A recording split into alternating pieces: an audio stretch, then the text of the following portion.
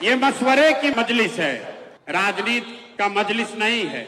मुसलमानों को मशवरे की जरूरत क्या है? क्यों इस मजलिस की जरूरत है?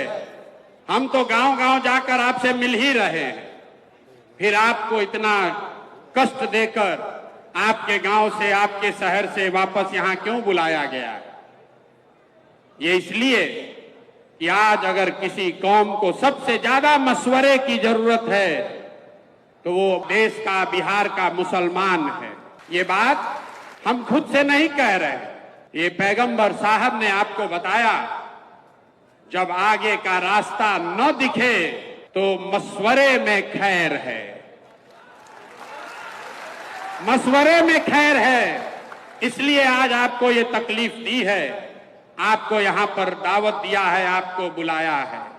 मुसलमानों को मशवरा इसलिए करना है कि आपके हदीस में पैगंबर साहब के हवाले से जो बात बताई गई कि मुसलमानों की ये जिम्मेवारी है अपने बच्चों के साथ इंसाफ करने की।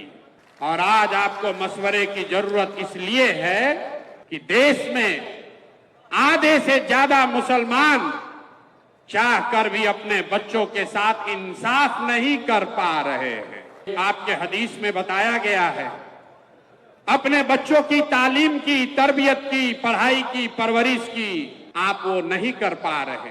तो मशवरा इसलिए करना है कि इस व्यवस्था को कैसे सुधारा जाए ताकि मुसलमान होने के नाते आप अपने बच्चों के साथ इंसाफ कर सकें।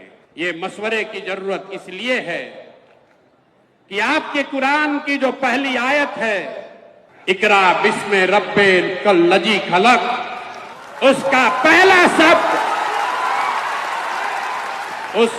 पहला शब्द इकरा, जिसका मतलब है पढ़ो, जिसका मतलब है पढ़ो।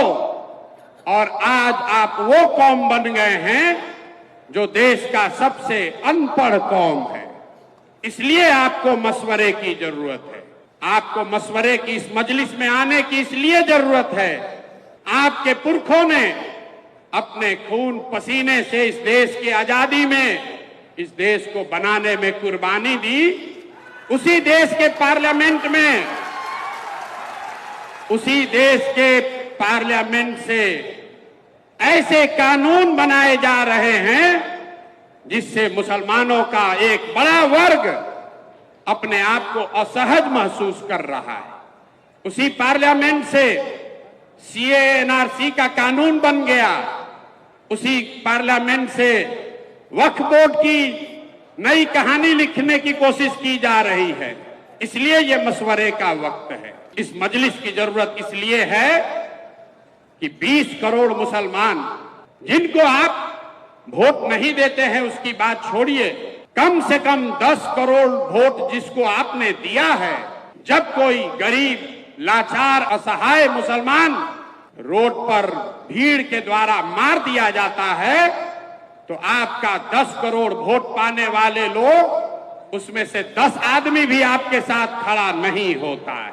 इसलिए मशवरे की जरूरत है, इसलिए ये आज मजलिस बुलाई गई है, इसलिए ये मजलिस बुलाई गई है कि मिलकर मशवरा करके कोई ऐसा रास्ता निकालें कि इन बातों पर अमल किया जा सके।